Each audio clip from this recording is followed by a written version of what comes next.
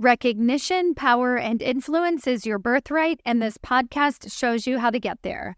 Welcome to episode number 272. Today's episode, I'm spelling out the process that is simple yet incredibly profound when it comes to actually getting big results in your career, making those skip-level promotions, applying for jobs before you're ready, being able to negotiate a package at your organization while you have another job offer outside of your organization. All of those things are completely possible when you do this one concept well.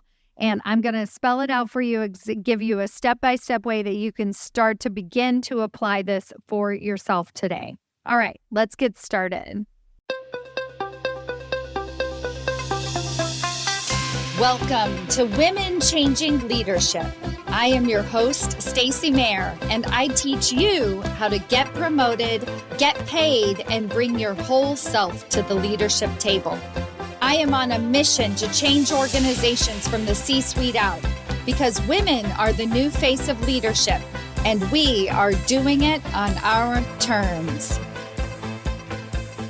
Hello, corporate badass. Welcome to another episode of Women Changing Leadership. I am your host, Stacy Mayer, and super excited, as always, to be here with you again this week.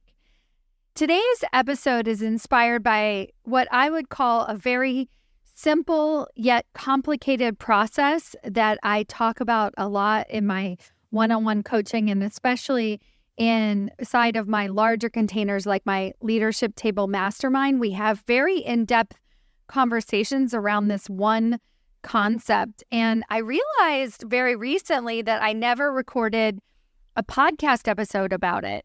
And I think the reason that I didn't record a podcast episode about it is because it feels simple and like there's not, 25 minutes worth of content to talk about and to actually explain. So we're going to see how this concept goes in today's conversation, but it might be simple, but it is so profound in terms of hitting your goals and actually being able to get whatever type of result that you want in your career, whether it's to finally get that job offer or, to even just ask your boss for a promotion or to be included in a higher level conversation, to reach out for a 15-minute ally meeting, whatever that goal might be. If you do this one thing, you're going to notice that you're going to have more success. So let's talk about it. All right, the concept, I'm not even going to beat around the bush, is called failing ahead of time. So the real question is, at any given moment, ask yourself, am I failing ahead of time? Now, there's a saying that says, are you playing to not lose or are you playing to win? And I like that saying. I think it's also a great moment that you can kind of look at whatever it is that you're doing and you can say, oh, am I playing not to lose or am I playing to win? And so the not to lose might be maybe I'm playing a little bit safe, and the win would be like, I just have to go for it. And I think for a lot of women, we've been told for a long time that we just need to go for it. We just need to say yes before we're ready. We just need to raise our hand. We just need to ask for the promotion. We just need to. And what happens is, we do those things, we finally get up the courage and we ask for the promotion, we push ourselves and we do it anyway, or we apply for that skip level job, and then only to be beaten back down to not get it. And so I think that the concept of not failing ahead of time is actually much more effective than asking yourself, am I playing not to lose or am I playing to win? Let me give you an example of my son recently. So we went on a ski trip to Tahoe, and it was actually, I can't even believe that it was really our first time ever skiing and snowboarding, meaning that they had never actually been on lifts before, on ski lifts, but we've been to Tahoe so many times and we've done like some little bunny slopes and had some mediocre success at skiing and snowboarding. But this was the first trip where for 3 days straight, we were committed to skiing and snowboarding the entire time that we were there. And by the third day, what was happening for my son is that he was snowboarding and there were a couple of moves that he couldn't figure out. So basically he had this great technique where he would just go straight down the hill. And that was fine, like as long as he didn't have to turn, or he could just fall on his butt and then turn himself and then keep going. So that was basically his technique. So we put him in a ski lesson and he was winning. Like he was doing an absolutely fantastic job. And there is nothing about what he was doing that was failing ahead of time. He was basically very committed to snowboarding. He also knew that he wasn't great at snowboarding. So this is the biggest key concept when you're thinking, am I failing ahead of time, is to understand that you want to be, the place of not failing ahead of time is actually in the middle. So it's not backing down, but it's also not just pushing yourself and going for it and like balls to the wall. So he was on the green slopes, the bunny slopes. It was actually, the slope was called Funny Bunny. It's like nothing about it was that complicated. Working with a ski instructor, and he's learning these new skills. He's incredibly proud, not cocky, just like very realistic. And he catches an edge, as he called it, and he fell backwards and he broke his wrist. In that moment, he was upset. His wrist hurt. He had to go with the ski patrol. He's been in a cast for the last 4 weeks. But here's the thing that I want to tell you is that he was not really that phased. He was, of course it hurt. Of course he cried, but more so from like pain, but not from suffering, not from this agony of like, oh, does this mean that I'm not going to be able to play soccer? Now, my son plays soccer competitively, so he's going to be out for the next couple of months at the beginning of the spring soccer season, and he doesn't care about any of that. And me and my husband were like, oh my God, if this was me, I would be devastated. And it's his right arm, his dominant arm, like just like everything about it to me screams horrible, horrible, horrible. But because my son was not failing ahead of time, he was able to take failure kind of like with a grain of salt. He's like, yeah, whatever. I caught an edge. That's what happens. And I hurt myself. And now he's actually learning how to fall. He's learning all kinds of really new, cool things in soccer because he can only kick.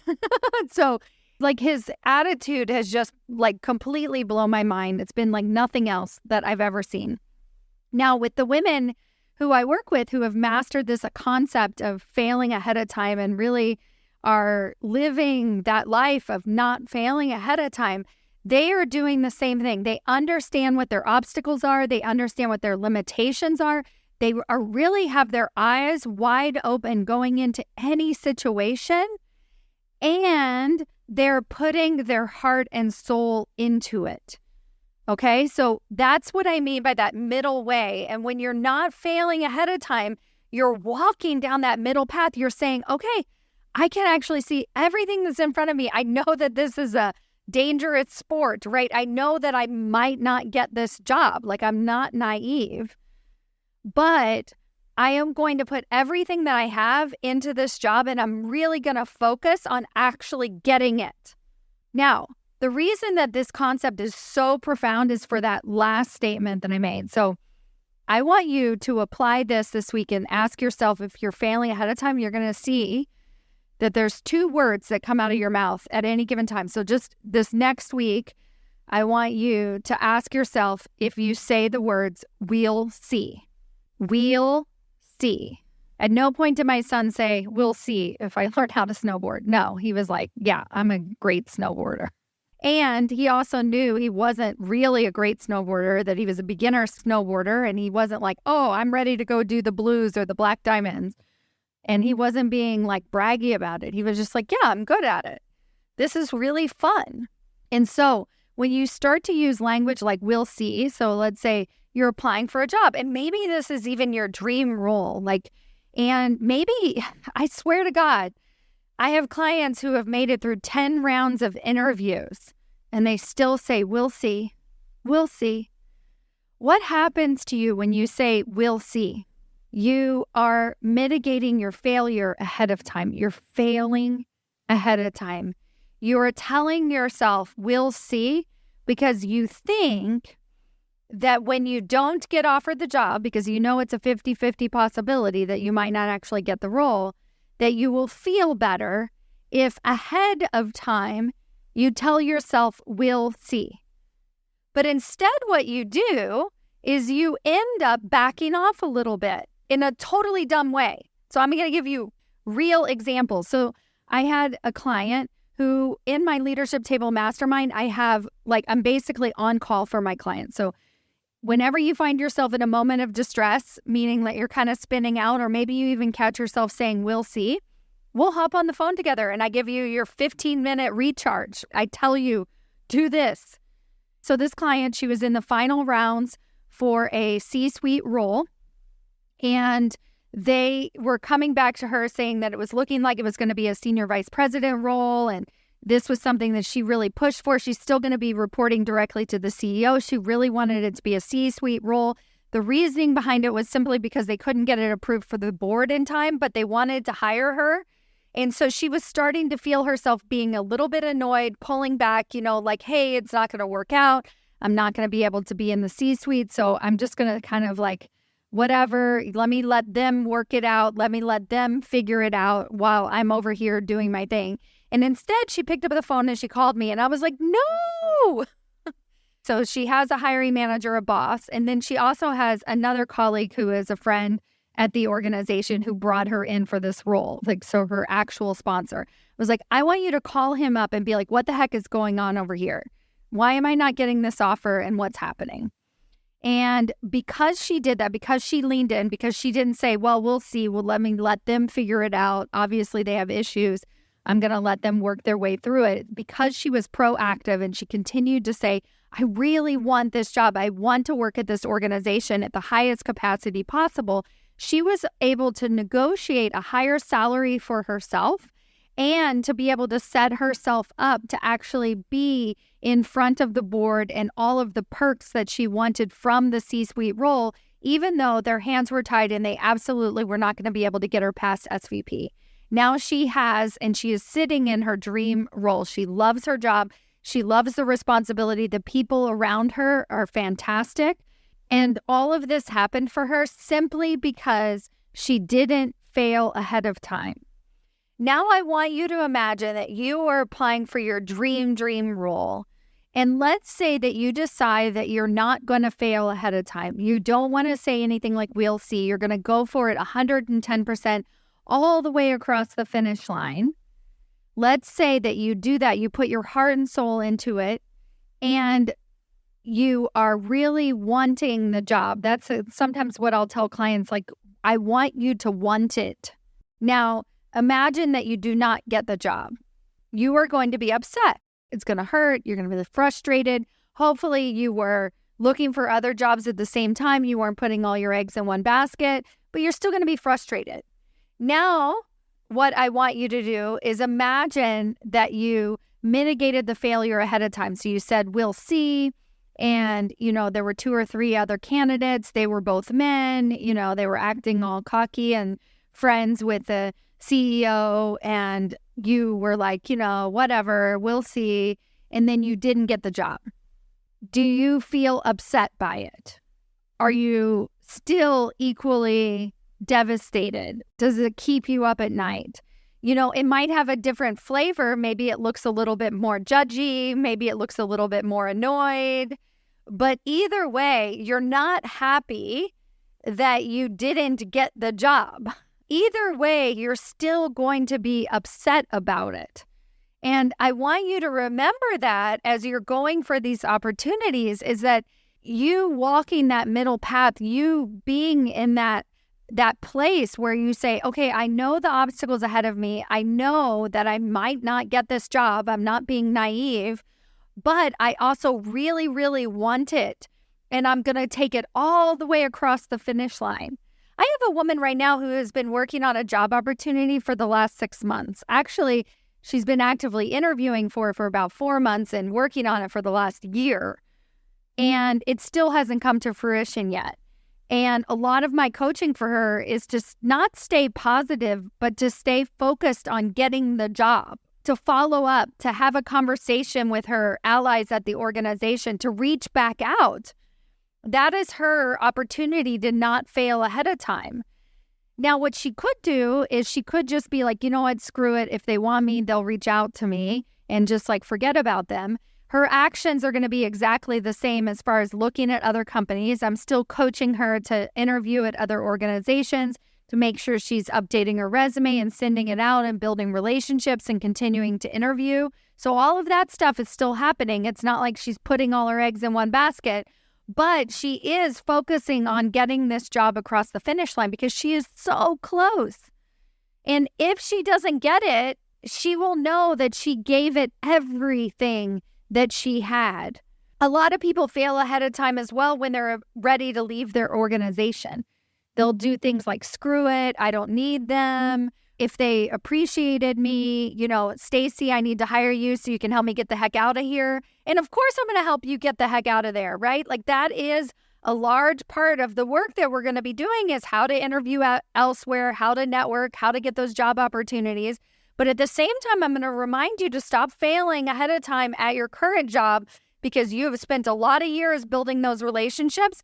And I'm going to make sure that you have exhausted every single possibility of moving to a different group, a different boss, a higher title, getting more money, everything you can milk out of that job before you actually say goodbye. And, the beauty of the not failing ahead of time is that you do leave your organization in full integrity.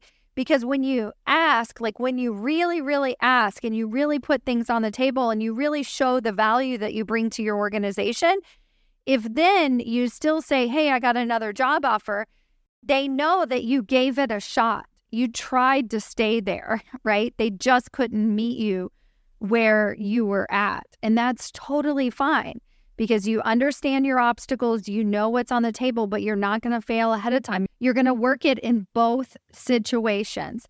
So this week, I want you to kind of listen to yourself. Are you mitigating your failure ahead of time? Are you trying to make yourself feel better so that if you don't get the opportunity, it won't matter? Or are you being like super aggressive or super judgy about it? Well, I'm just going to tell them either you promote me or you don't, or I'm going to go out and find another job so that then I can use it as an ultimatum to put in front of them to say, hey, can you match this salary?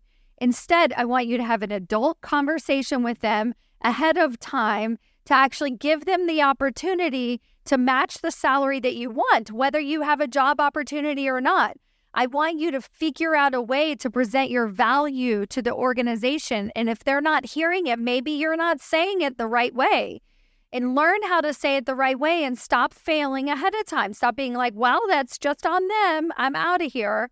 You can learn so much through going through this process of actually wanting things to happen, of really taking strategic action to make that happen for yourself, so that even if you do leave your organization, even if you don't get the opportunity, even if you snowboard down the hill and it doesn't work out and you break your wrist, you know that you have given it your all and you know how to do that again and again and again. And I promise you, knowing what it takes to get promoted, to get those higher level job offers, to shift your executive communication skills so that they can actually hear the value that you bring at your organization is way, way, way more beneficial to your growth than mitigating your risk and your failure ahead of time. All right. Thank you all so much for listening, and I'll see you next week. Bye.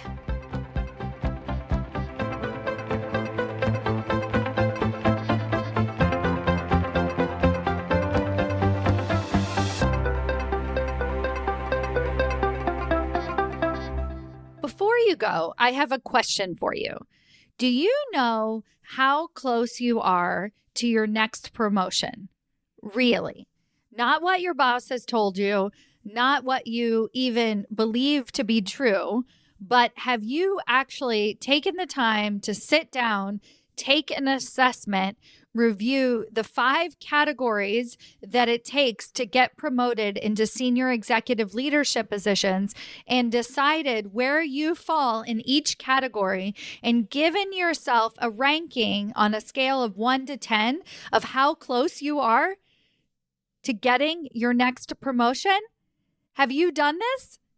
Well, now's your chance. If that feels interesting to you and you're like, hey, I want to know exactly how close I might actually be or how far away you might be and what it's going to take to get you even closer, then I invite you to take my promotability quiz. This is a quiz that I put together with practical tips that actually tell you where you're lacking and where you're winning. What are the areas that you actually need to improve and not necessarily what your boss is telling you all the time, so that you can take concrete steps towards landing that next promotion and changing the face of the leadership table. Go to yourpromotabilityscore.com to take your free assessment today.